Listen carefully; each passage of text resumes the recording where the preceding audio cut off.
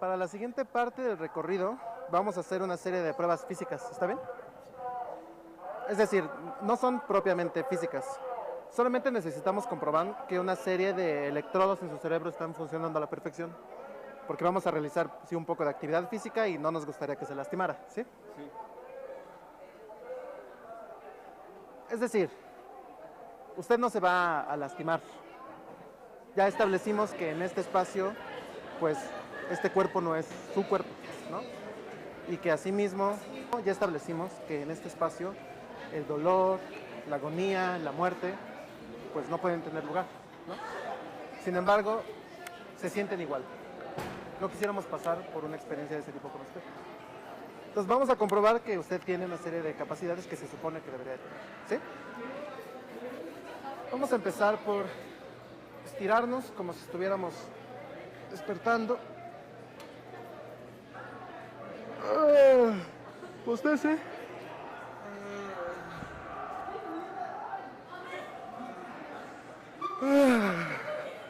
Sacuda un poquito, eso. ¿Cierto?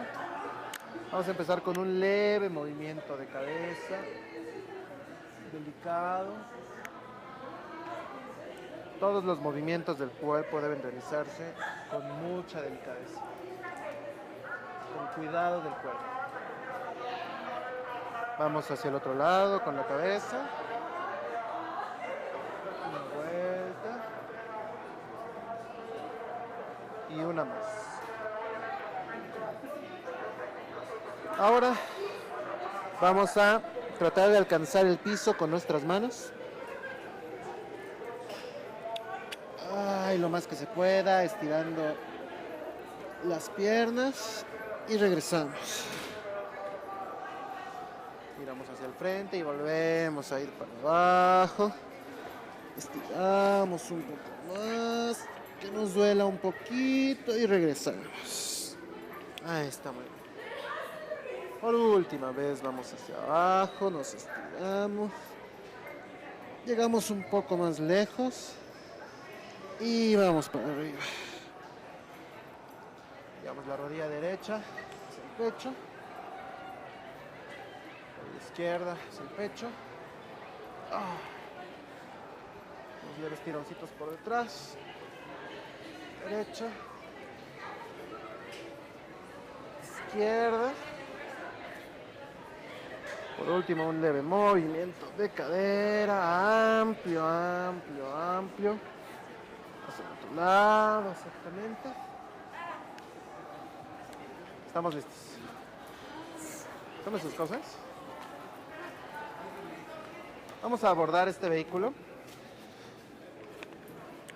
¿Usted sabe lo que es un tándem? Pues es básicamente esto, una bicicleta que se conduce entre dos personas. Para que funcione debemos pedalear al mismo tiempo. Aunque también existe la posibilidad de que yo pedalee y usted vaya descansando. ¿Qué prefiere? ¿Juntos o usted descansa? Perfecto. Entonces vamos a abordarlo.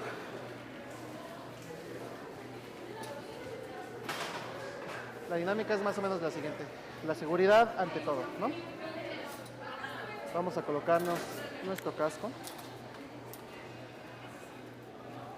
Espero que sea de su medida. Este la verdad me queda muy chico, pero si lo estiro un poco. Eso, ¿no?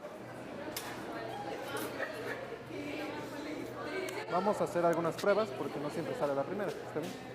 ¿Se siente bien con su abrigo? A lo mejor convendría mejor que se lo pusiera. Está bien.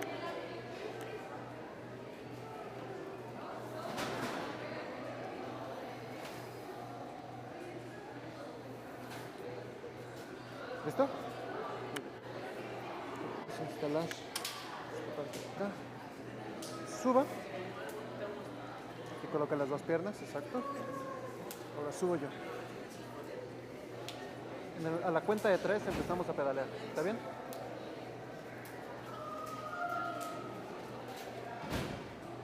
¿Listo? 1, 2, 3.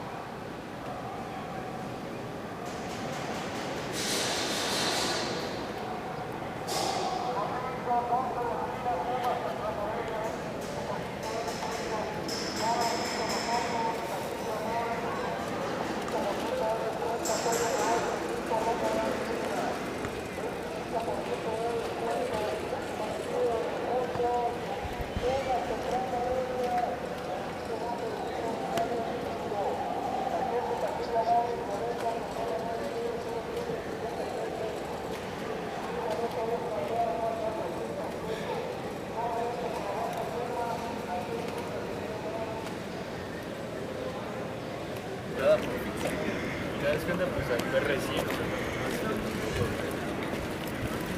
está tan avanzado. ¿Quién fue el que nos mandó a jurídica desde el primer semestre? Güey, que ya hay una ruta, ya hay una... Bueno, es que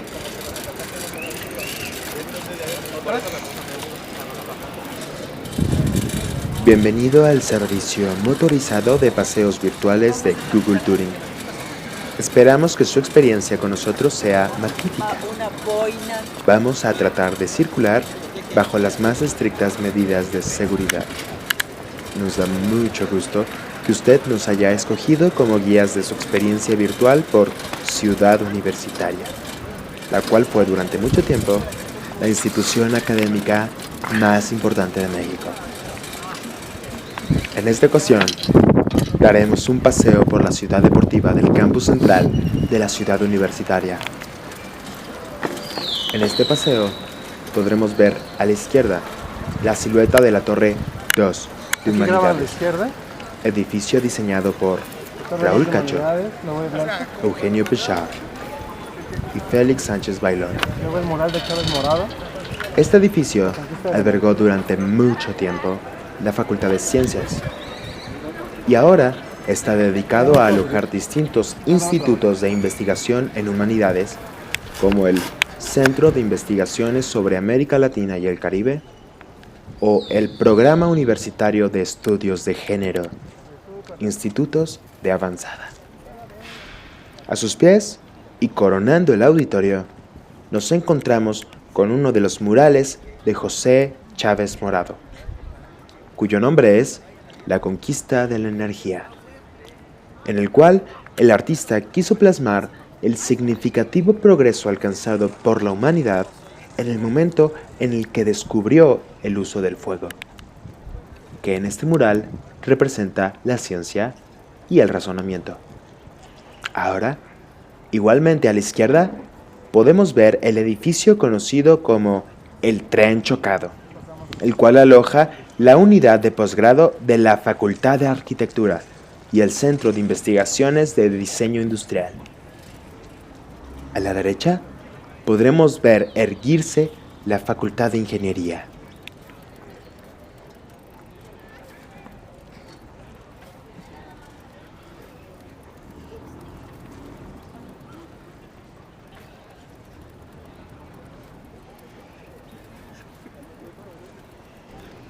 Vamos a dirigir a la zona sur.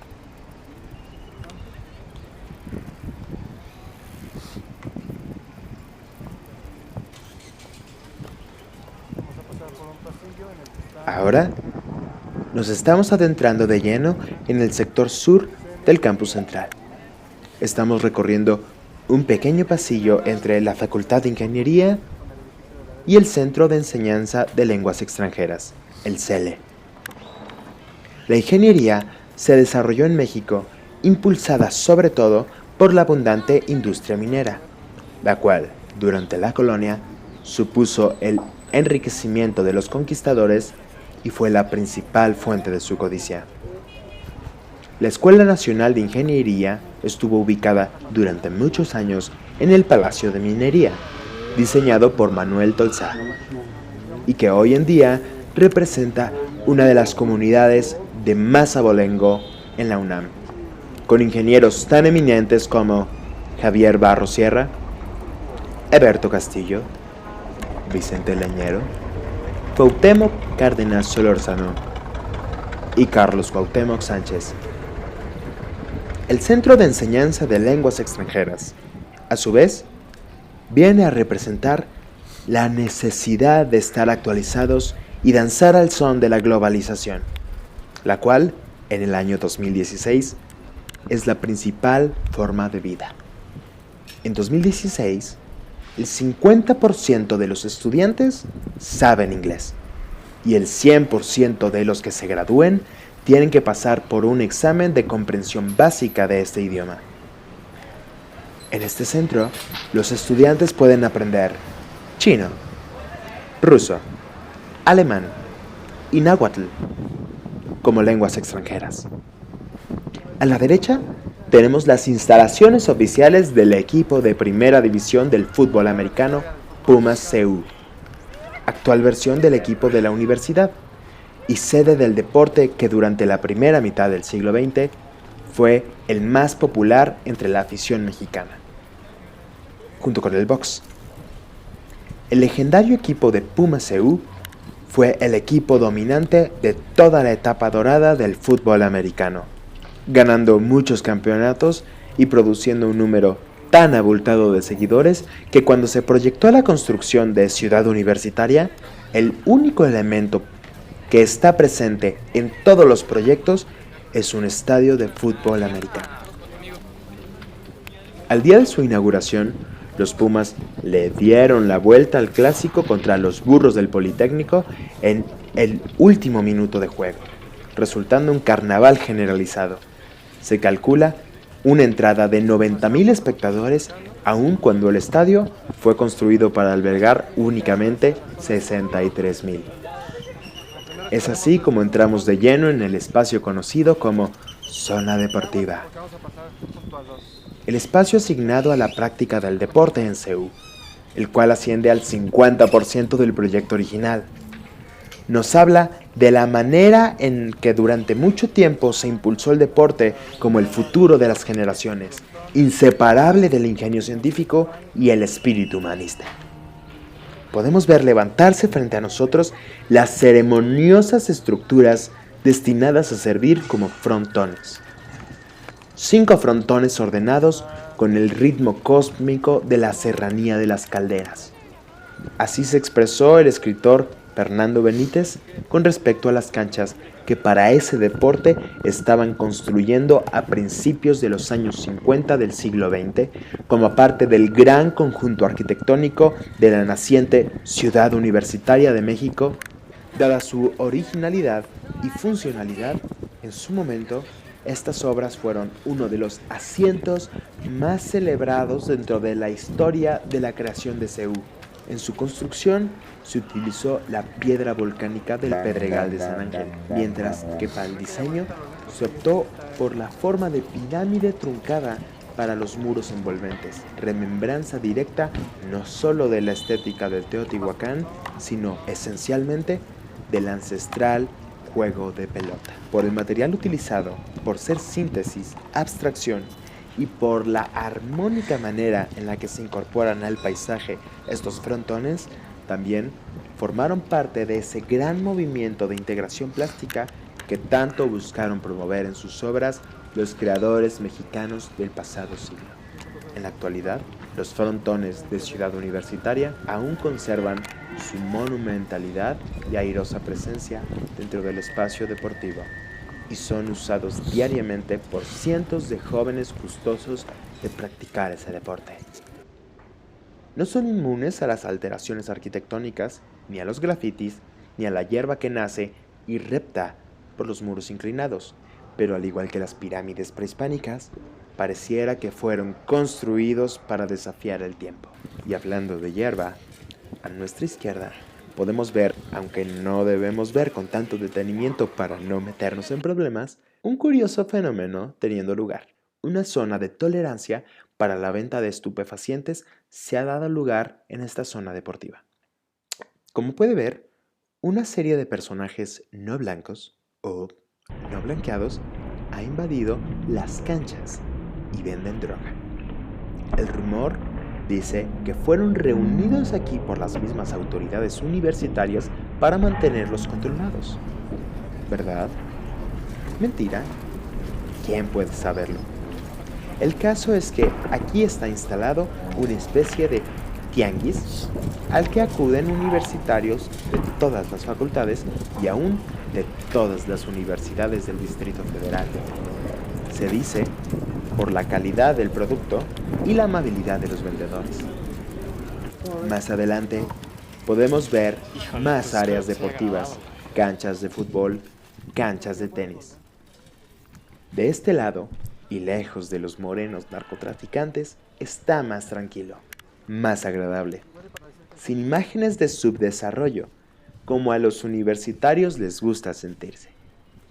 Frente a nosotros podemos ver las instalaciones del frontón cerrado, estructura neoprehispánica que aloja la práctica de gimnasia olímpica, artística e infantil.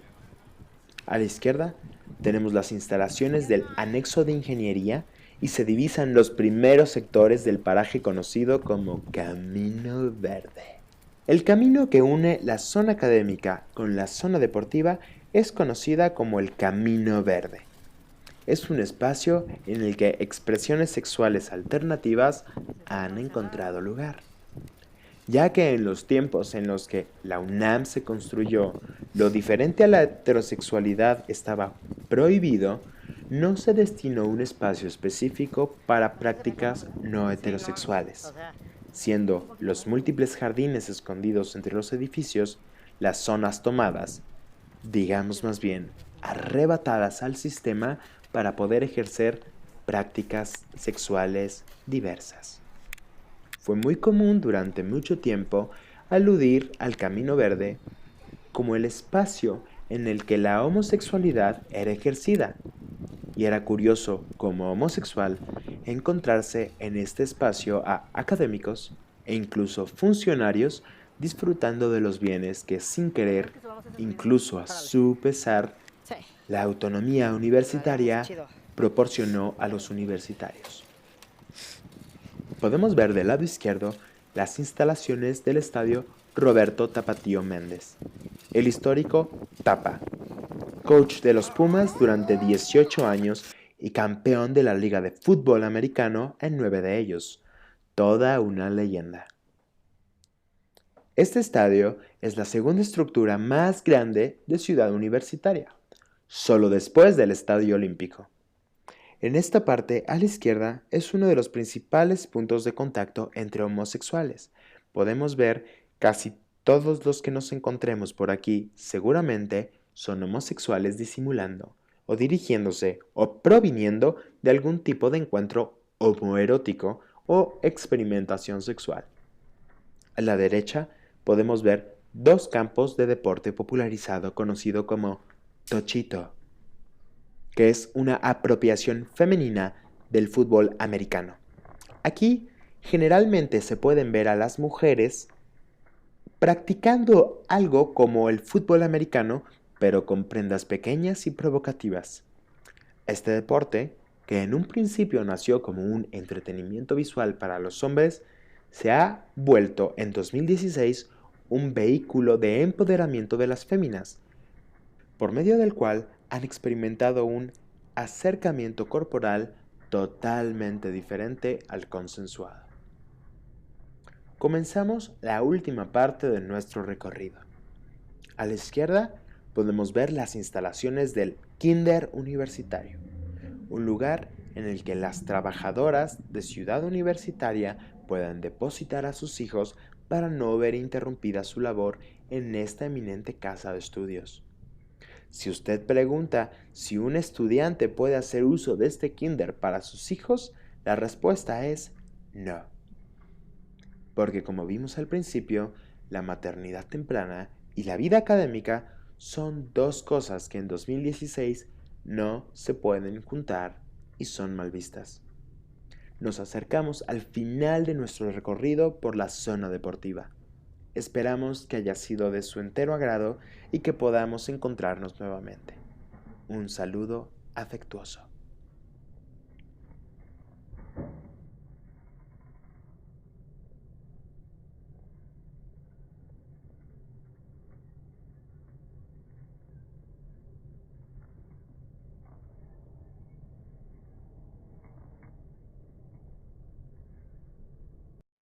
Avanzando.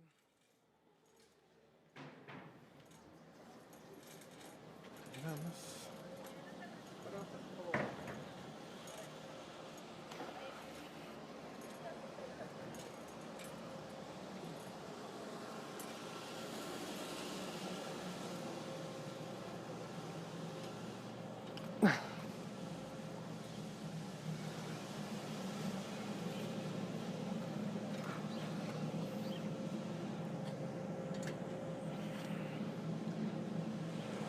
Esta es la alberca semiolímpica de Ciudad Universitaria.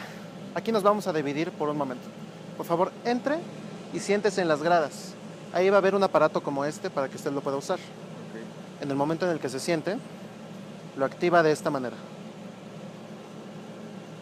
tenemos una historia para usted que se reproducirá en este aparato. Ok, Yo le haré una seña desde allá cuando termine para que nos reencontremos. ¿Está bien? gracias. Que lo disfrute.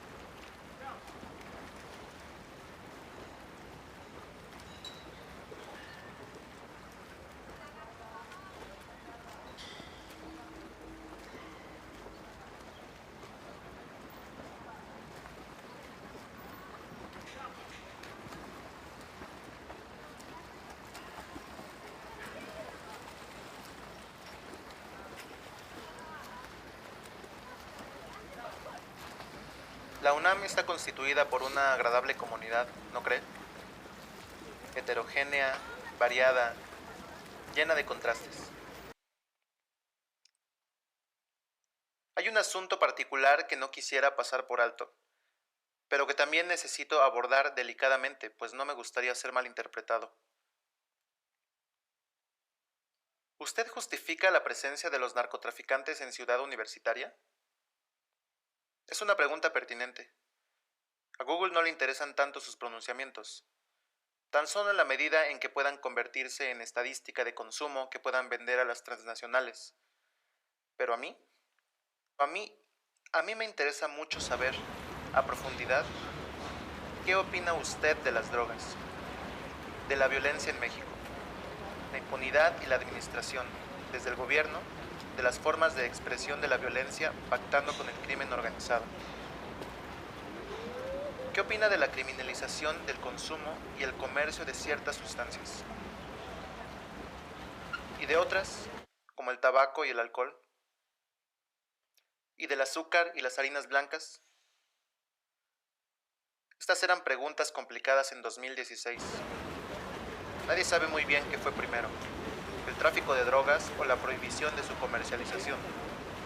El caso es que su prohibición la hizo un gran negocio, que coincidió con el enriquecimiento estratosférico de una serie de personajes que nadie se imaginó que pudieran llegar a ser tan ricos. Aquí en la UNAM hay mucha droga. Los estudiantes la consumen peregrinamente, seguramente algunos maestros. De una manera muy inocente, la gran mayoría.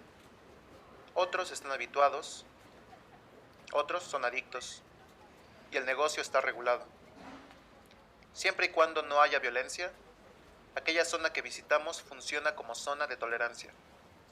Usted lo vio, se vende abiertamente, y parece que no hay ningún problema. Se concentraron aquí todos los dealers de la UNAM, y el negocio es tan grande, tan abierto, que es indudable pensar que es la respuesta desde Rectoría ante un problema que no solo es de México, ni solo concierne al consumo y tráfico de drogas. Es la insatisfacción humana, la indiferencia, la distracción, una vida demasiado difícil como para verla de frente. No quiero sonar conservador, ni condenar a todos los que usan drogas u otro tipo de sustancias, pero le narraré una anécdota que puede serle de interés. En el año 2016, una mujer cuyas iniciales son MRMP estaba haciendo una investigación para realizar un proyecto de teatro en la UNAM. Quería acercarse a su universidad, conocerla desde adentro y hacer algo en ella, pronunciarse, desmontarse como universitaria. Y en uno de sus recorridos por el espacio dio con este lugar y se indignó. Primero se indignó y después, como intelectual y tratando de tomar distancia sobre el problema, se preguntó: ¿qué onda con esto? ¿Simplemente está permitido? ¿Los responsables de Auxilio UNAM qué papel juegan?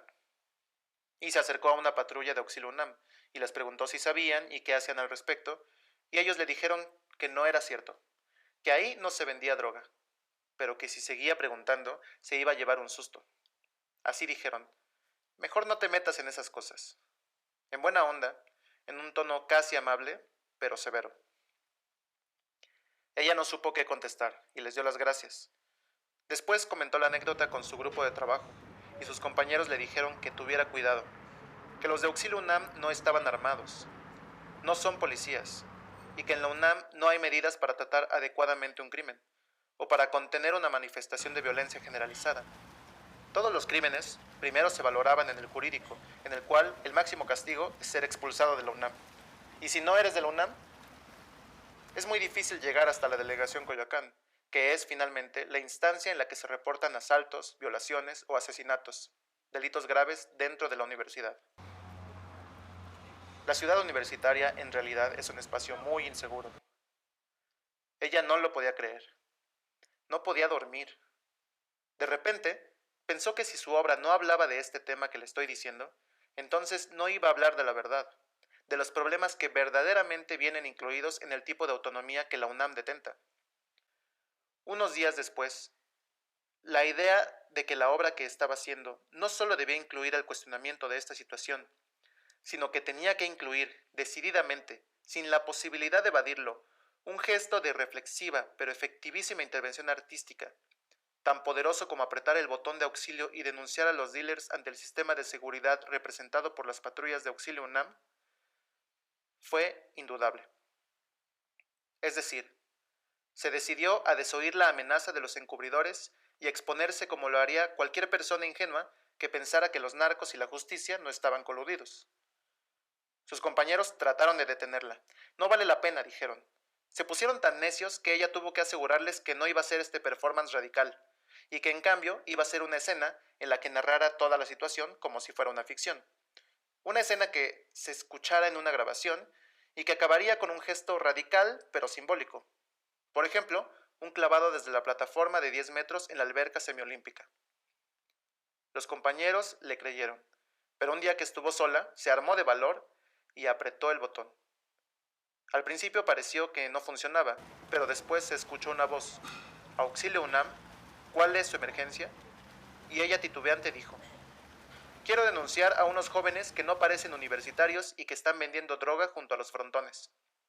Ya va una patrulla hacia allá, le respondió la voz, y antes de que se diera cuenta, una patrulla se estacionó junto a los dealers, los saludó a todos y señaló hacia ella. Acto seguido, todos se rieron y 3 o 4 comenzaron a caminar hacia ella. Ella sintió miedo y empezó a caminar rápido, y ellos subieron la velocidad, lo cual la asustó más, y fue entonces que echó a correr, y los dealers la empezaron a perseguir. Venían riendo, pero también le gritaban groserías. Ellos corrían mucho más rápido, y justo cuando parecía que la alcanzaban, ella dobló, y se salió del camino principal y tropezó con un grupo de personas que estaban desnudos y teniendo relaciones sexuales. Eran los gays del Camino Verde. Hasta ahí llegaron los dealers, quienes también tropezaron y se desorganizaron, lastimando a varios de los gays que tan tranquilamente estaban amándose entre el follaje universitario. MRMP salió corriendo y los dealers detrás de ella, y los gays desnudos detrás de ellos, queriendo golpearlos por lastimarlos y por defender a la chica. Metros adelante llegaron al campo en el que jugaban tochito un grupo de jóvenes universitarias. Estas se enfrentaron a los dealers y los acabaron. Casi. 3 o 4 siguieron persiguiendo a la chica y gays y tocheras detrás de ellos. Se internaron en las instalaciones de fútbol americano y ahí ya no se supo quién estaba contra quién. Los enormes jugadores creyeron que una horda de gays drogados los estaban acosando, lo cual no era del todo falso, y decidieron repartir golpes contra dealers y gays por igual. Esta fiesta de golpes tuvo como escenario casi final la alberca semiolímpica, en la cual la chica que había iniciado todo, fatigada, se lanzó al agua para confundirse con los jugadores de waterpolo, y detrás de ella saltaron los dealers, los gays desnudos, las tocheras, los profesionales de foot, los niños del kinder y algunos perros que siguieron al grupo. En la alberca la pelea se volvió una especie de carnaval o deriva generalizada, en la que todas estas comunidades participaron de una acción colectiva que puede entenderse desde las artes y también desde la psicología, la biología, los estudios de género y la organización de fiestas. Este acontecimiento duró aproximadamente 5 horas, y muchas otras comunidades se integraron, hasta que el último integrante se salió de las instalaciones de la alberca, cansado y extraviado. No se sabe si por la droga, por el cansancio o por la felicidad.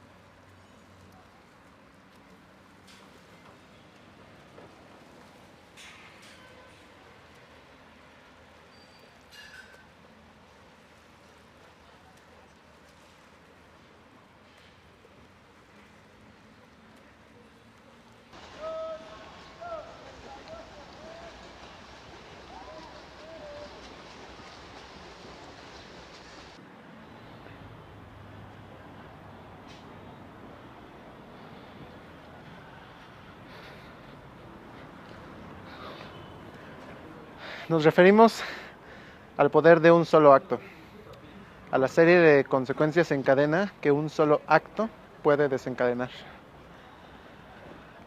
Entre 2016 y 2066,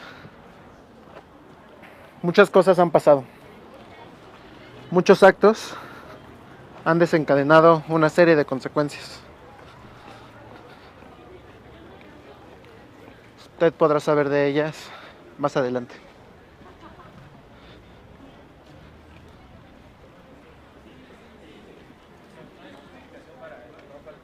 Sino para en vez de fuimos a...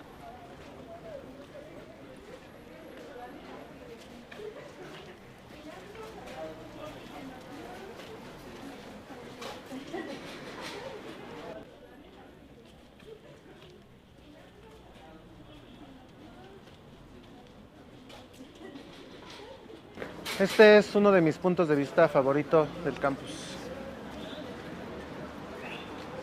Esta imagen de los autos pasando y la gente.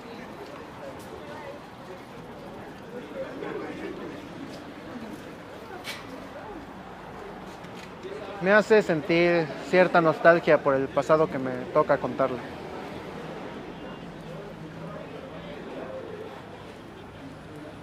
No le voy a decir que en el año 2066 el mundo vive un invierno nuclear o una catástrofe ecológica. No. La verdad es que el mundo ha cambiado poco en estos años.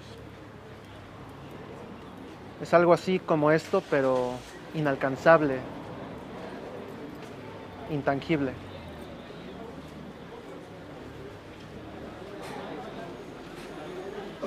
Sí. Nostalgia. Un holograma como yo es capaz de sentir nostalgia. Pero está programada, ¿sabe? Cada sensación, cada emoción ajustada a su tiempo, a su detonador, a su circunstancia.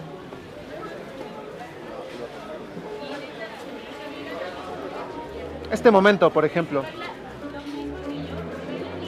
Esta oportunidad para ver este espacio y darse cuenta de todo eso que en realidad el viento se llevó y no va a regresar.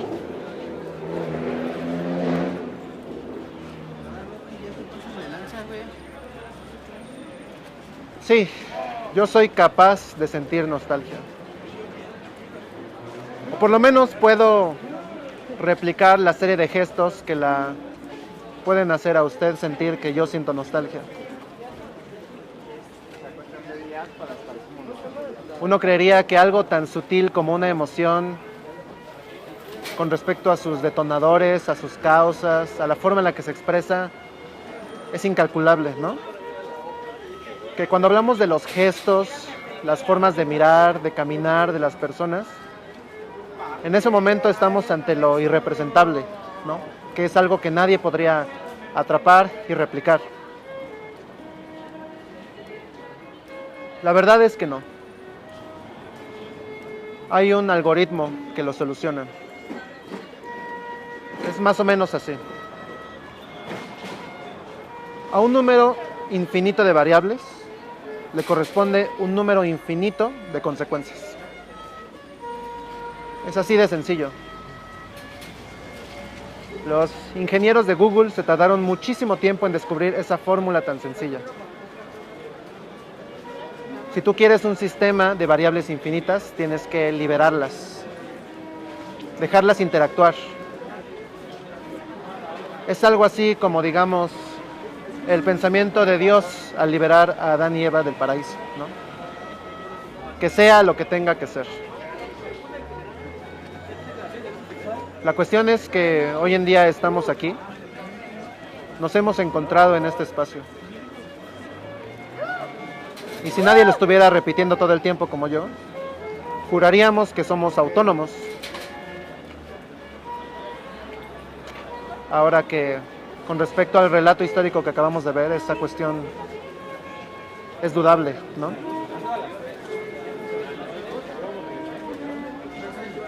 La verdad es que nuestras posibilidades son infinitas. Como dice una canción, la vida es una cárcel con las puertas abiertas. En ese sentido, la autonomía es algo así como una manera distinta de caminar, de relacionarse con los demás, de pronunciarse en los espacios públicos.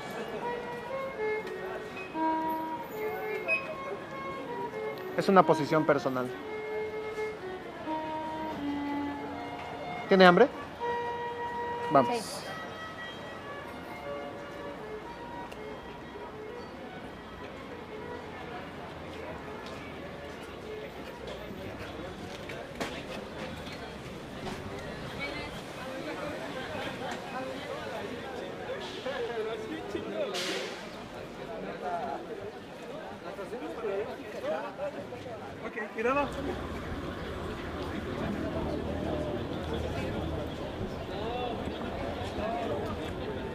Y aparte, ¿por qué crees que yo lo tengo, no?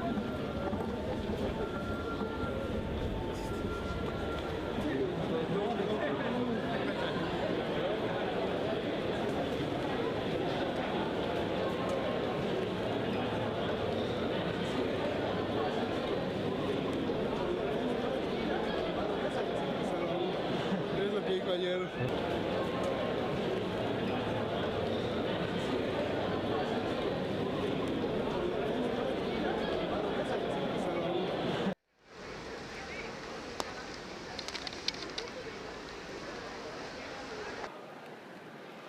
Pues le preparamos un pequeño refrigerio de acuerdo a sus propias preferencias. Espero que le sea de su agrado. Yo voy a comer exactamente lo mismo que usted. Muchas gracias.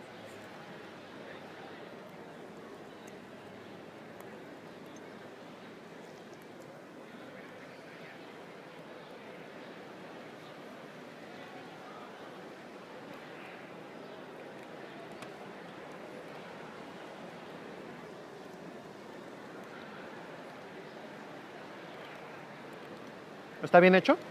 Está muy rica.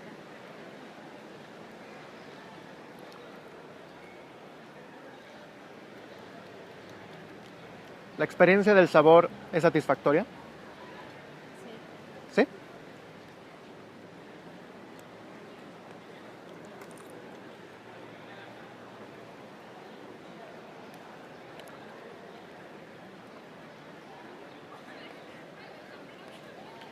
A mí me parece que está muy bien. Me encanta la fruta. ¿A usted? También. ¿Este es de naranja? Sí.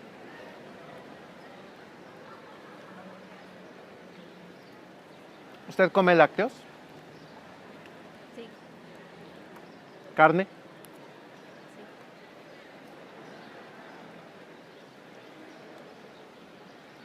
¿Usted no? No.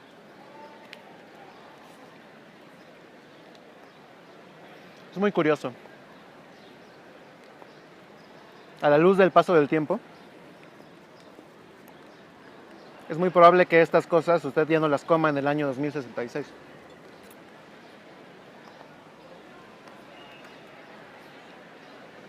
Y también hasta cierto punto es paradójico que ahora las estemos comiendo. Nos dice mucho, por ejemplo, del futuro de su personaje.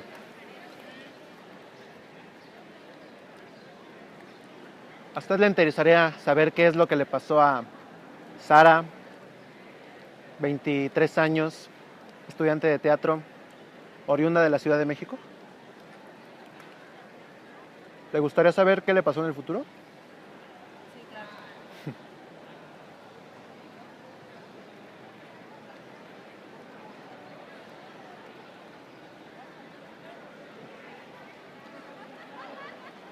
En realidad no puedo darle esa información. Solo quería saber si le interesaba conocer el futuro.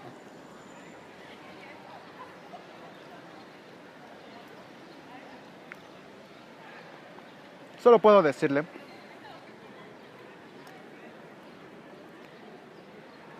que lo que le pasó a Sara en el futuro estuvo directamente relacionado con sus hábitos alimenticios.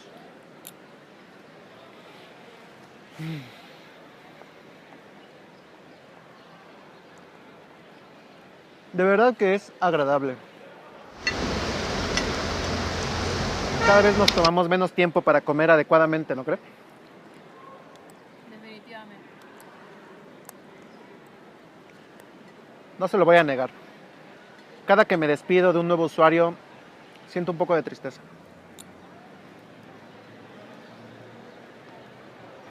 No por el hecho de no volverlos a ver. Después de todo, su identidad es un invento. Es más, una tristeza que proviene de no poder experimentar los referentes reales de todas estas experiencias.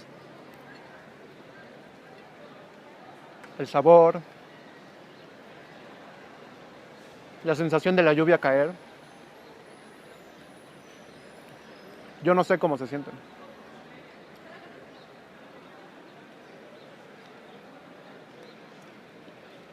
Después de millones de tours como los que yo he dado, uno empieza a sentir las costuras de este sistema, ¿sabe? Uno empieza a percibir los detalles imperfectos.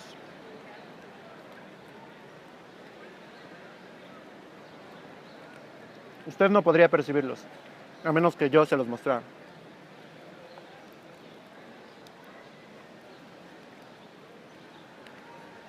¿Le gustaría probar? Hay un experimento muy curioso que nosotros los guías llamamos el experimento del dedo. Usted pone su mano abierta en una superficie. Mira sus dedos. Y sorpresivamente, incluso para usted, decide mover uno de ellos. Hágalo.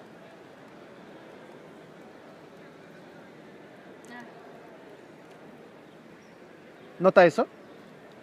Esa pequeña fracción de segundo entre el pensamiento y la acción. Pruébelo otra vez. Usted no sabe cuál dedo va a mover. De repente escoge uno. Y entre el pensamiento y la acción hay una milésima de segundo. Es muy sutil.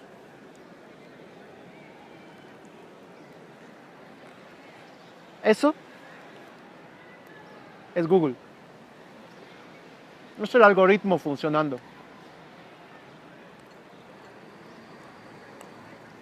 El ser humano real es el único que puede unir pensamiento y acción. Nosotros, o lo que somos en este espacio, no podemos. Dependemos de un otro. que si quisiera podría apagarnos en este momento. No lo va a hacer. Sería demasiado traumático. Pero si quisiera, podría. ¿Terminó? Sí. ¿Está lista para continuar? Vamos.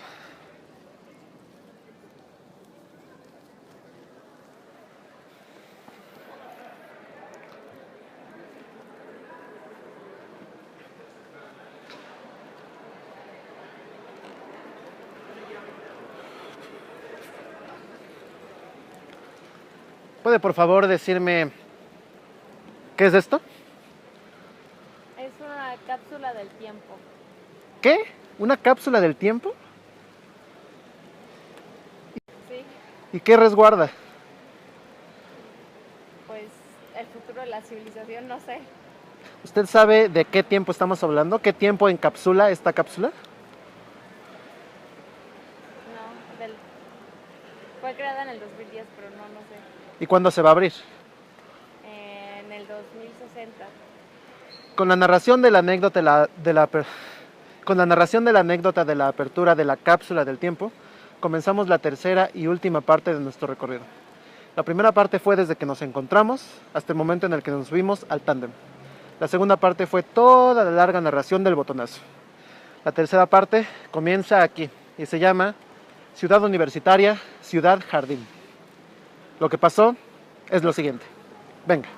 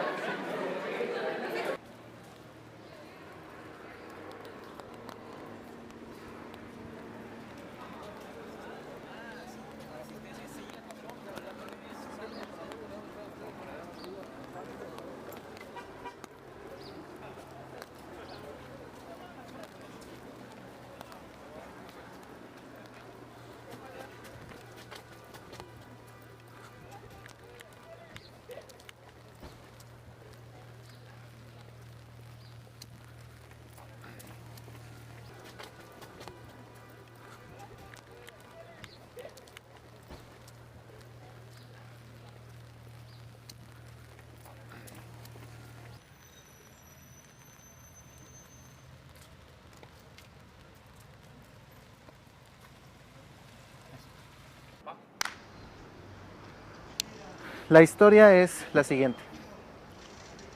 La UNAM luchó contra su privatización durante prácticamente todo el siglo XX. Preferían cerrarla que verla privatizada. Por alguna razón, creían que estaba mejor en manos del gobierno que en manos de empresas privadas. Pues ellos, ¿no?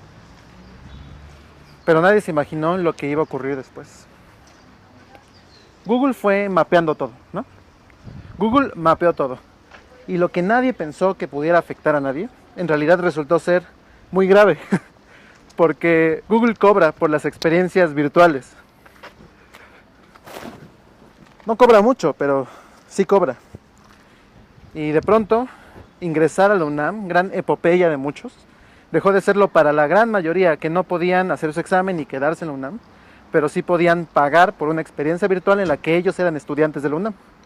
Bueno, pues muchos empezaron a hacerlo y obtuvieron sus grados y empezaron a ejercer sus profesiones específicamente en la realidad virtual. Google les proporcionaba la experiencia pues porque podían pagarlo, ¿no?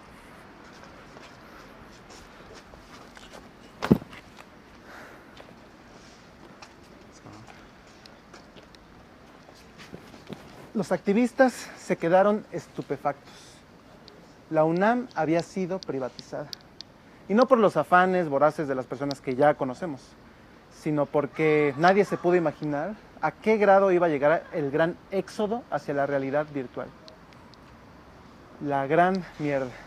Nos partimos la crisma defendiendo la universidad del pueblo y las necesidades del pueblo, de la mayoría. Un fenómeno global, imparable, nos la arrebata. ¿Y ahora qué hacemos? ¿No? ¿Qué es la universidad en la gran era de la revolución digital? ¿Qué es la universidad en la era de la revolución global? ¿Qué es la universidad con esta idea de territorio?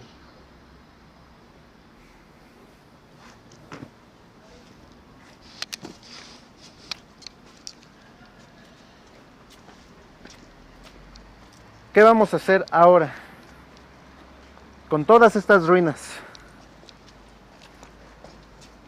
Con todos estos edificios cada vez más desiertos.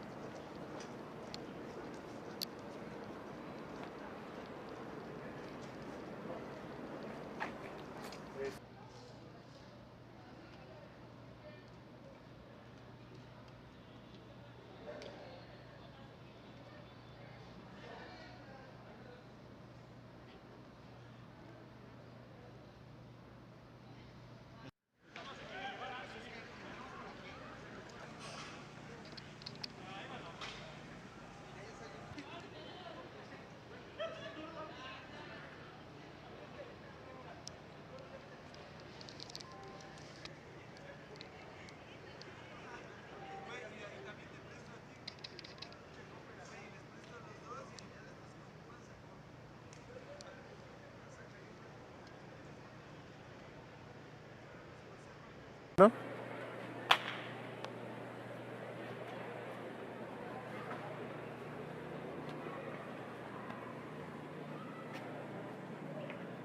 Se fueron desertificando cada vez más. Todas estas aulas, todas estas instalaciones.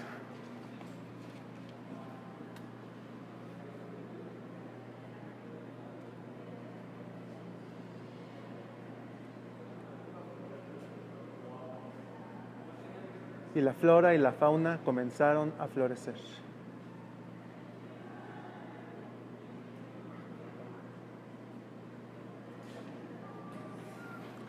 Es decir, no como en las películas de zombies.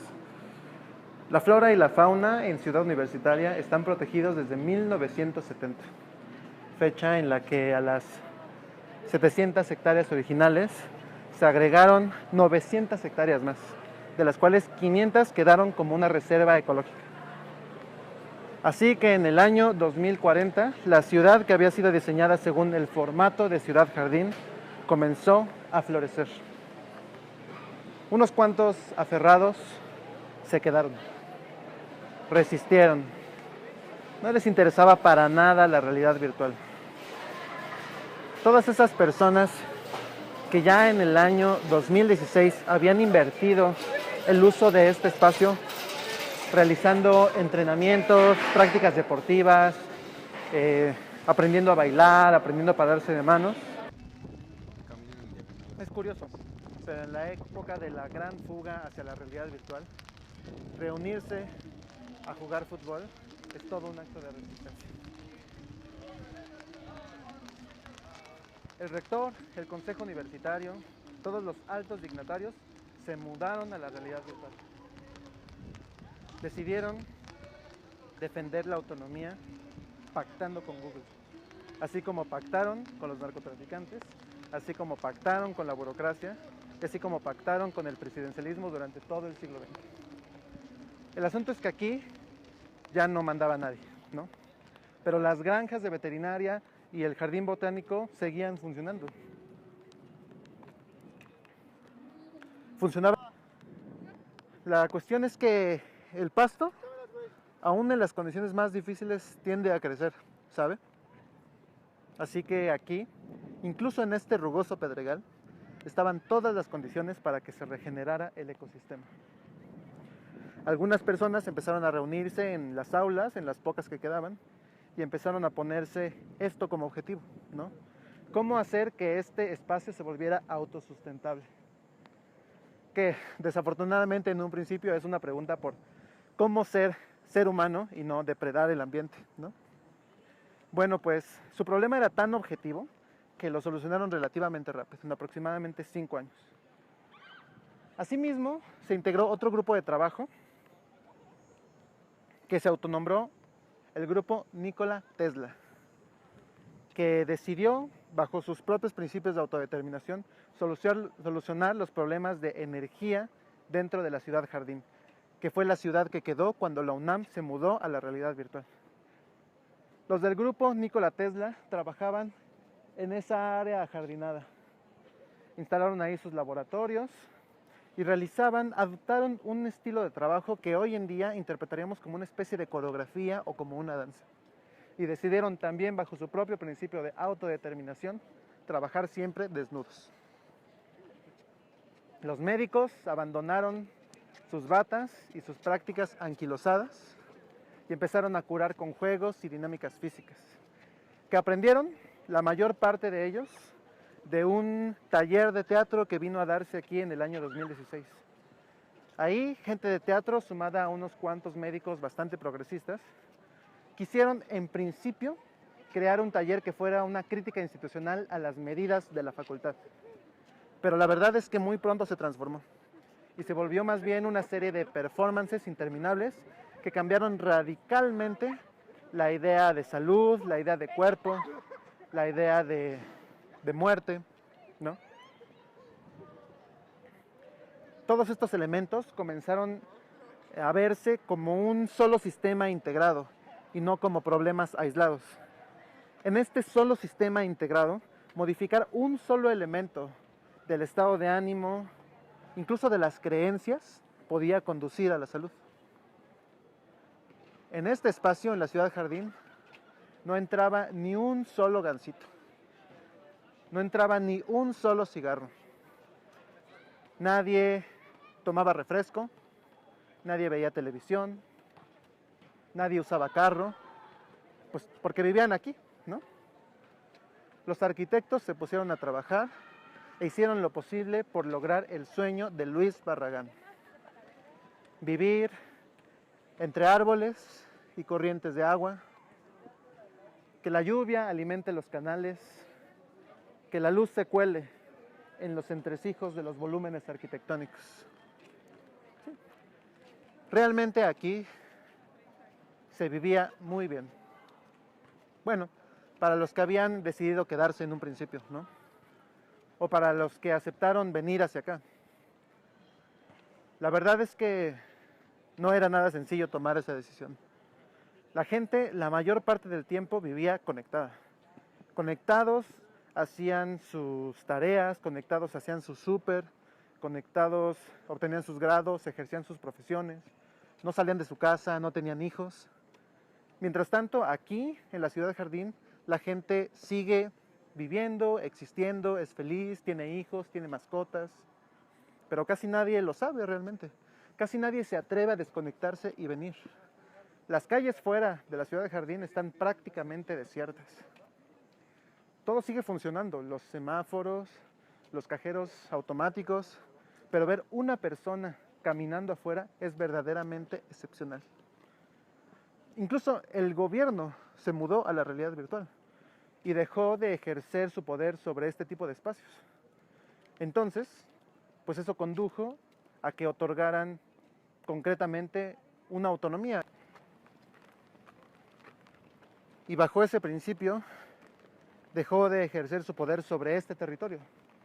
Así que de una manera o de otra, otorgó la autonomía a la ciudad jardín. Dicho de mejor manera, la autonomía dejó de ser algo que el gobierno otorga y se volvió algo que ejercen las personas que viven en el espacio. Lo primero que decidieron hacer los habitantes de la ciudad jardín con la nueva autonomía fue lo primero que decidieron hacer los habitantes de la ciudad jardín con la recientemente otorgada autonomía fue eliminar los criterios de inclusión. Como esto ya no era una universidad, como ya no había recursos limitados, pues entonces cualquier persona podía venir. Cualquier persona podía integrarse a un grupo de trabajo, aprender algo y servir de algo.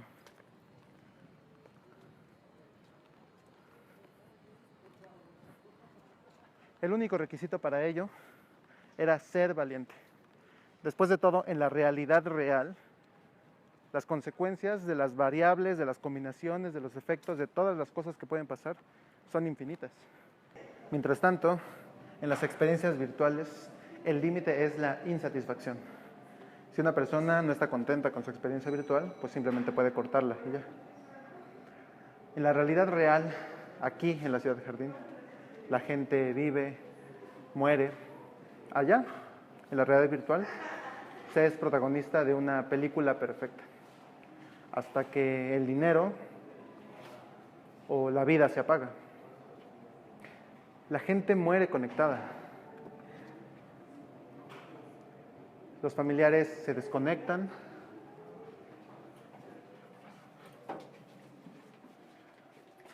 Solucionan el funeral. Están ahí 5, 10 minutos y ¡pum! Se vuelven a conectar para olvidarlo lo más rápido posible, ¿no? En la ciudad jardín se hacen ritos mortuorios, se respeta el valor del cuerpo, se entrega a la tierra y se espera que con ello se pueda regenerar el ecosistema, asimismo adquiere un nuevo valor la vida humana.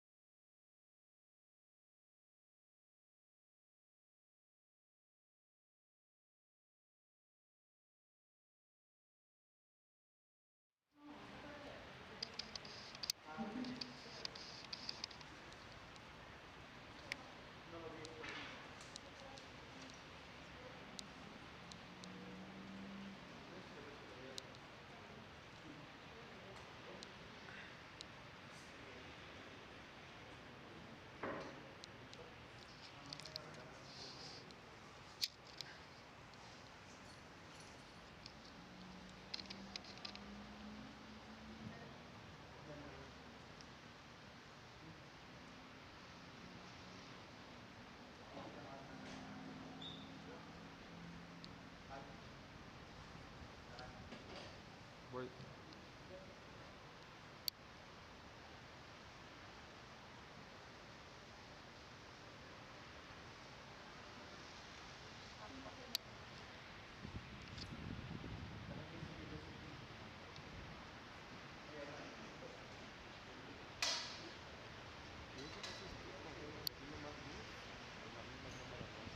La misma cámara. Esta cámara en particular. Siéntese aquí. La ciudad universitaria se volvió a expandir.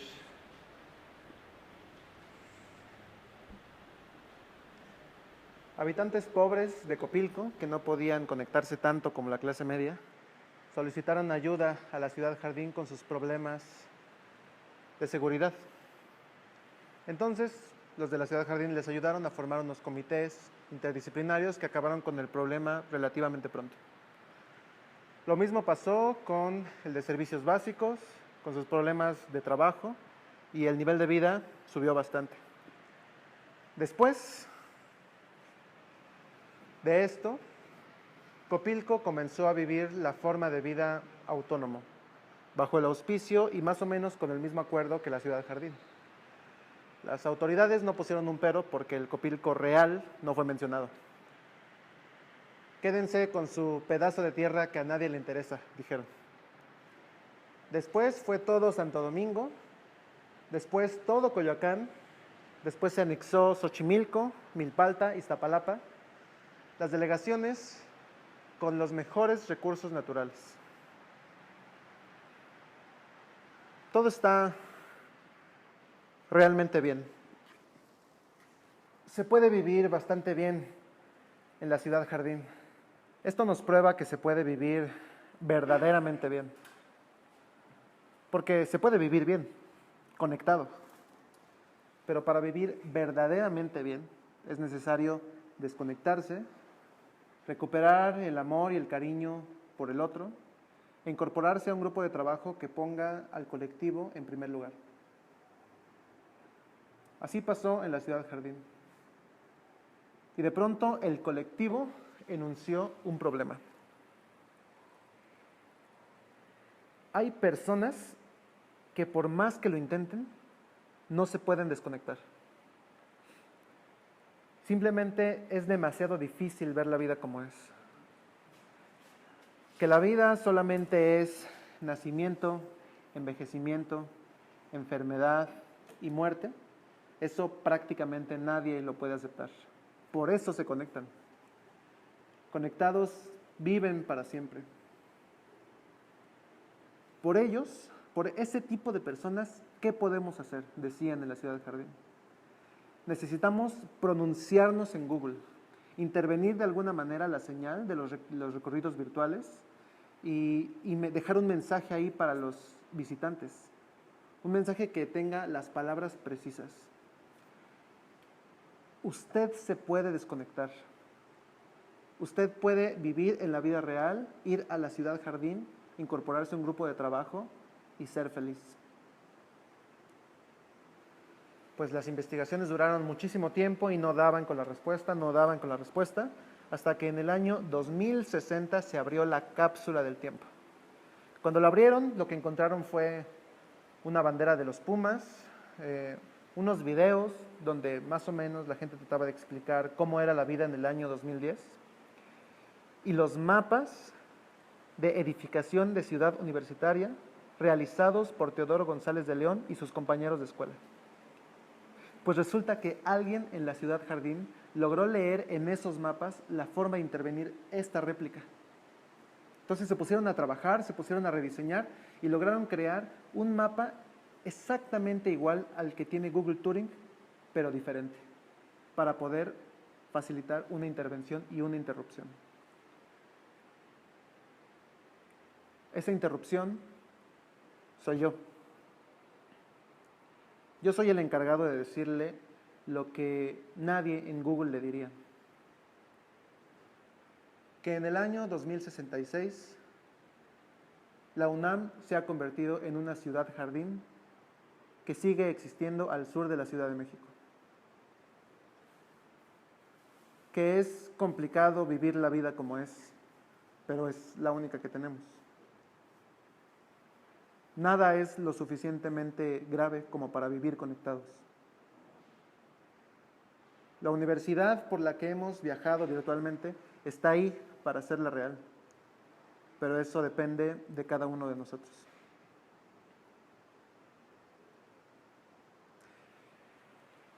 El recorrido está por terminar. ¿Le gustaría compartir algo conmigo?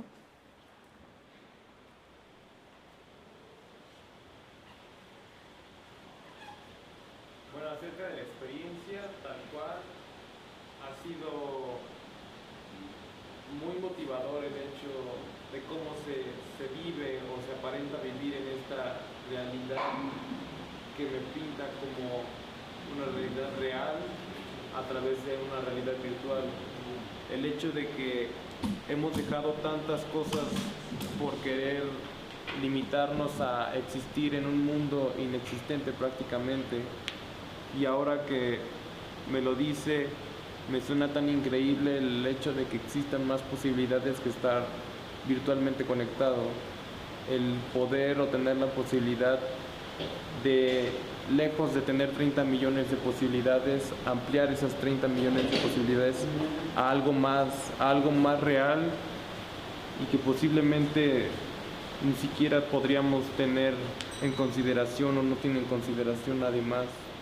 Estamos cegados por lo que nos absorbe actualmente la tecnología.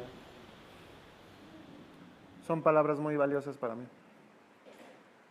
No me queda más que despedirme. Si usted siente alguna curiosidad por incorporarse a la Ciudad Jardín, aquí tengo un material que puede servirle. Estos son los grupos de trabajo. Estas son algunas de las actividades recreativas. Esta es su geolocalización. y este es mi algoritmo. Con esta información usted puede preguntar por mí y podemos encontrarnos allá realmente. Me dio mucho gusto compartir esta experiencia con usted. Gracias. Y disfrute su noche. Y una cosa antes, un pequeño consejo. En el momento en el que quiera o piense en un cambio para usted, recuerde la experiencia de la comida. En cuanto lo piense, hágalo. Es lo único que nos hace humanos. Buenas noches.